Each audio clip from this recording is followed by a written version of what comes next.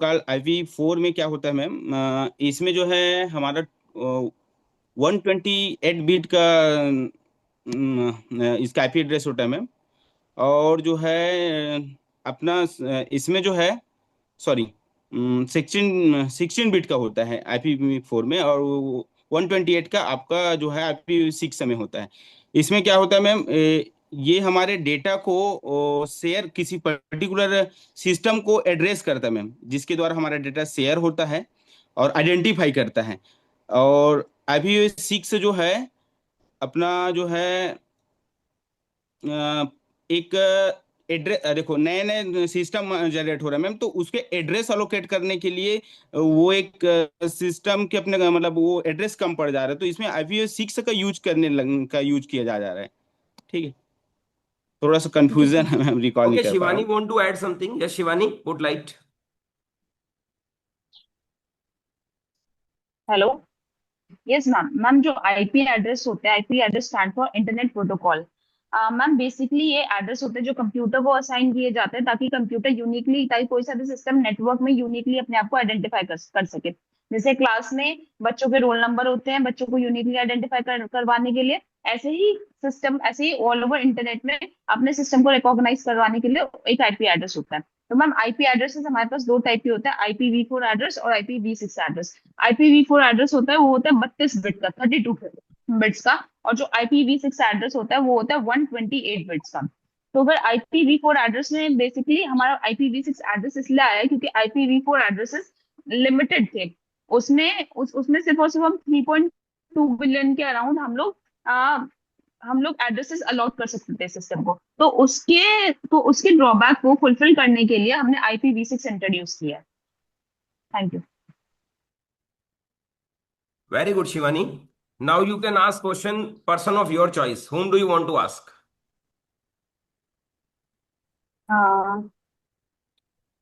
Sir, I want to ask the question from Mubashira madam. Okay Mubashira, get ready. Yes, ma'am. Yes, ma'am. Ma'am, how will you manage the lab if the number of systems are less and number of students are more? First of all मैं ये पूरी कोशिश करूंगी कि मैं वहाँ पे system को बोल के सिस्टम्स अरेंज करवा पाऊँ, लेकिन अगर ये भी पॉसिबल नहीं होगा तो शेयरिंग करवाऊंगी। जैसे कि एक सिस्टम है उस पे दो बच्चे बैठ जाएं, या तब भी नहीं हो रहा तो एक सिस्टम पे तीन बच्चे बैठ जाएं, राइट। और अगर बहुत ही कम है तो मतलब डे बाय डे चांस आ जाए ऐसे, जैसे कि एक दिन किसी को सिस्टम मिल जाए तीन बच्चों को, फिर एक दिन तीन बच्चों को। तो जो बचे हुए बच्चे जिनको सिस्टम नहीं मिला है तो उनको लॉजिक समझाना, मतलब किसी चीज में एंगेज रखना कि वो कॉपी पे ही अपने प्रोग्राम बना के बताए जो वो सिस्टम पे कर रहे हैं, और उनके आउटपुट वो मतलब बताएं, ड्राई रन करके वो उनके आउटपुट बताएं। फिर नेक्स्ट डे जब उनका चांस आएगा तो वो फिर उसको रन करेंगे, या जो भी वो प्रैक्टिकल्स कर रहे हैं वो कर पाएंगे। तो ये मेरी अप्रोच रहेगी मैम।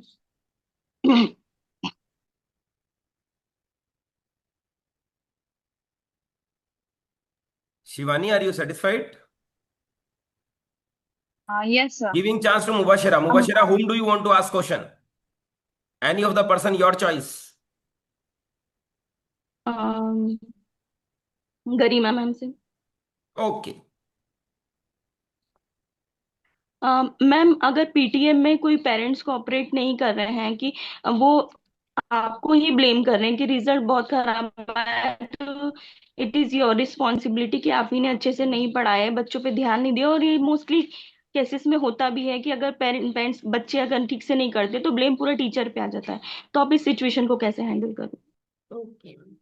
Okay ma'am. पहले तो मैम मैं ये देखूंगी कि बच्चा अपने घर पे जाके उसका डेली रूटीन क्या है। जब पेरेंट्स मीटिंग में आएंगे तो वो नॉर्मल सी बात है, मेरे को डायरेक्ट ब्लेम करेंगे, तो मैं आराम से बगैर हाइपर होके उनकी सारी बात सुनूंगी कि हाँ सर कोई ना, पहले आप बताइए कि आपको क्या लग रहा है। फिर वो मेरे को अपनी प्रॉब्लम बताएंगे, फिर मैं उनसे पूछूंगी कि सर बच्चे का स्कूल में तो, जब स्कूल में एंटर होता है उसके एंटर होने के बाद जब बच्चा स्कूल से घर जाता है उसके बीच का जो उसका स्कूल रूटीन है वो मैं उन पेरेंट्स को बताऊंगी। फिर उनको कहूंगी कि सर अब आप मेरे को बताइए कि बच्चे का घर पे रूटीन क्या है। फिर वो बताएंगे। क्योंकि बच्चे का देखो मैडम, अपने बच्चे को स्कूल तक हैंडल कर सकते हैं, बच्चे को स्कूल में कह सकते हैं आप पढ़ो, याद करो, टेस्ट दो, ठीक है। लेकिन बच्चा घर पे जाने के बाद क्या करा, ये पेरेंट्स की भी रिस्पॉन्सिबिलिटी होती है। तो फिर मैं उनसे पूछूंगी कि आपने बच्चे को घर पे कितनी बार कहा कि हाँ भी बेटा तू याद कर, आपके एग्जाम आ रहे हैं, आपने कभी पूछा बच्चे को कि हाँ बच्चा तेरे को समझ आ रहा है क्या, स्कूल में मैडम अच्छे से करवा रही है क्या। फिर उन शायद पेरेंट्स को भी फील होगा कि नहीं हाँ हमारी भी कहीं ना कहीं गलती है, क्योंकि हमने बच्चे से पूछा ही नहीं, कभी कहा ही नहीं।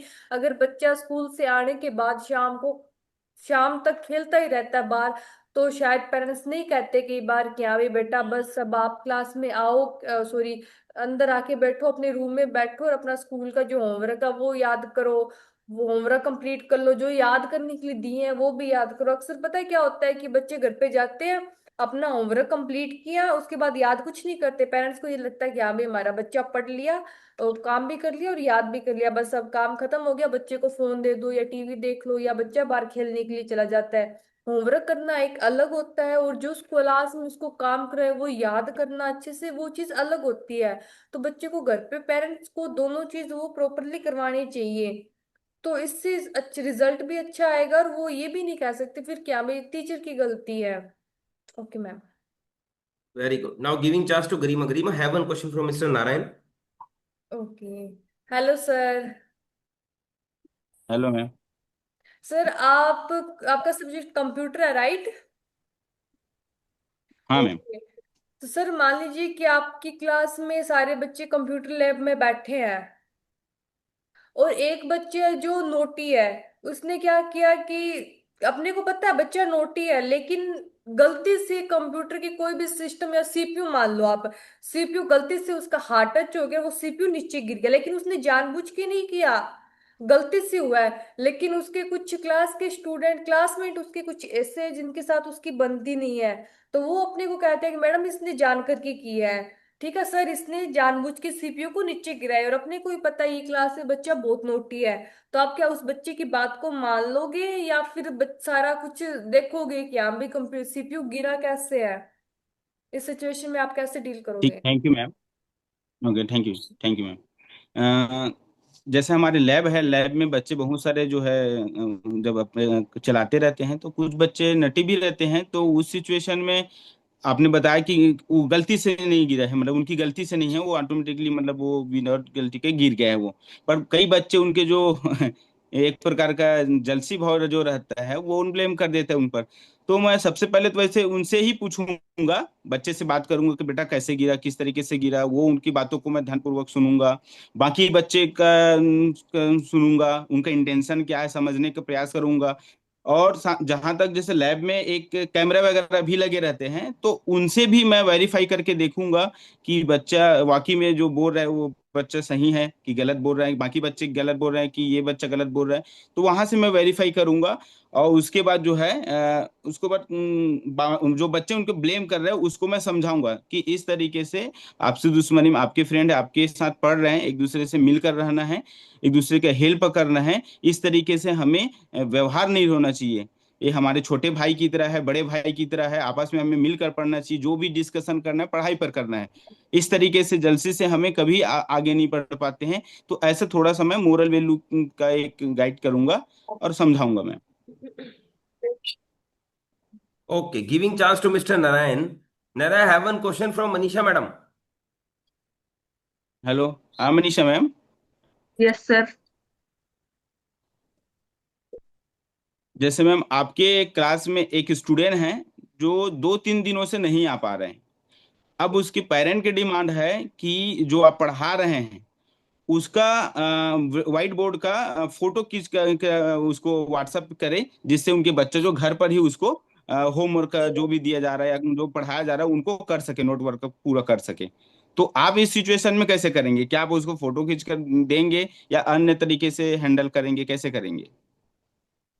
सर मैं सबसे पहले तो ये जानने की कोशिश करूंगी कि बच्चा एब्सेंट क्यों है, उसका कारण क्या है। अगर कोई जेन्युइन कारण है तो फोटो तो मैं नहीं सेंड करूंगी उसको, लेकिन मैंने लेसन प्लान बना रखा है, अपना क्वेश्चन आंसर्स हैं मेरे पास, मैं उसको जरूर उसके साथ शेयर कर सकती हूँ कि आप ये वर्क हुआ था, इसको आप नोट डाउन कर लें, रिवाइज करें, एडवांस में रीड करके आए, पिछला रिवाइज कर लें, ये मैं उनको कह सकती हूँ। लेकिन व्हाइट बोर्ड की फोटो तो मैं उस दौरान नहीं ले सकती सर, क्योंकि वैसे भी क्लासेस में फोन अलाउ नहीं होता है, और ना ही क्लासरूम का ऐसे भेजा जाता है।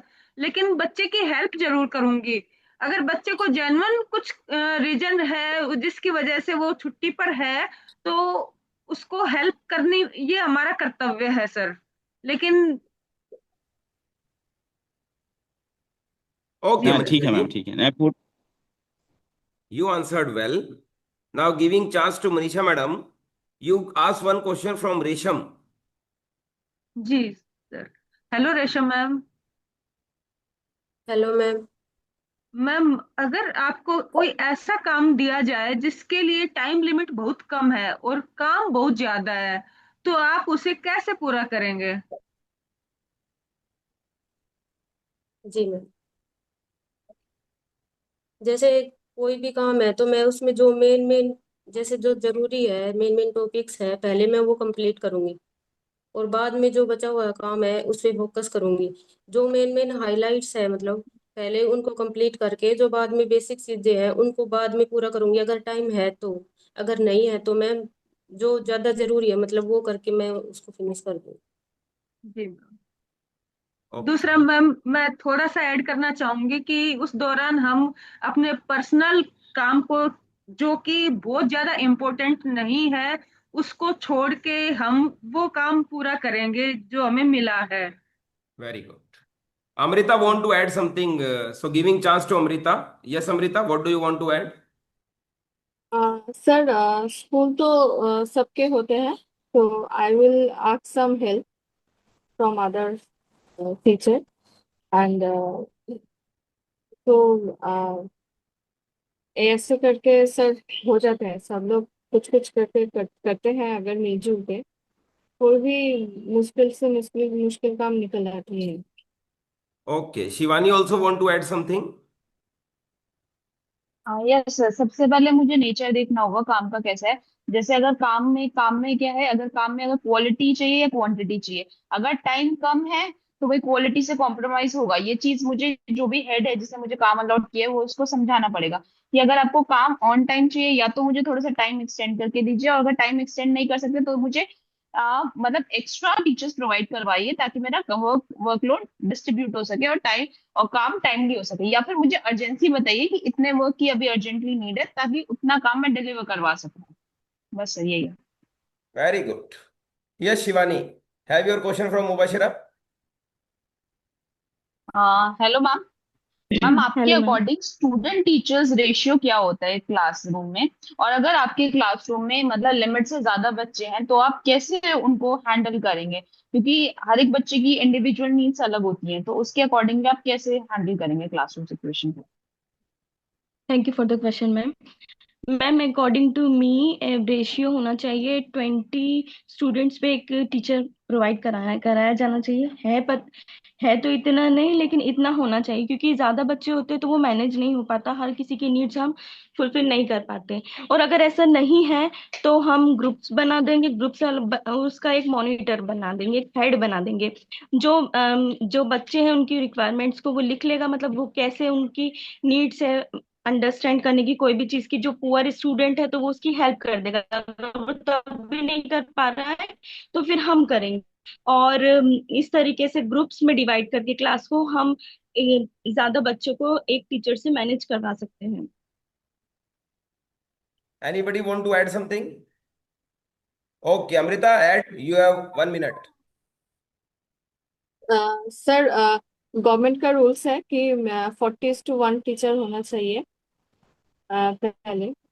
और सभी गवर्नमेंट स्कूल में रेशियो बहुत ही ज्यादा है, कि जैसे कि मेरे स्कूल में ही एक एक सेक्शन में ही 70+ बच्चे हैं। तो मैं ये करती हूँ कि मैं सबके लिए अवेलेबल होती हूँ। कैसे? ईच रो में पढ़ते पढ़ते ईच रो और ईच सेक्शन में मैं खुद चल के जाती हूँ। मैं कभी बैठता नहीं हूँ। ये केवी और एनबीएस का भी रूल्स है, टीचर कभी बैठ नहीं सकते। सबको उसको घूम घूम के सब बच्चे के पास जाना है। पीछे अगर कोई बैठा है तो उसके लिए भी अवेलेबल हो, सामने कोई बैठा है तो उसके लिए भी टीचर्स अवेलेबल है। ऐसे वेरी गुड, करके ज्यादा के ज्यादा स्टूडेंट को हम पढ़ा सकते हैं with full concentration. Very good, proud of you. चलिए जी, so as you all know, finally we have to smile, we have to be great enough that we enjoyed a lot this class. Okay, say bye bye to everybody. Bye. Have a lovely smile on your faces. Bye bye students, we have really participated in very dynamic manner. Proud of you all of you. Okay, bye bye.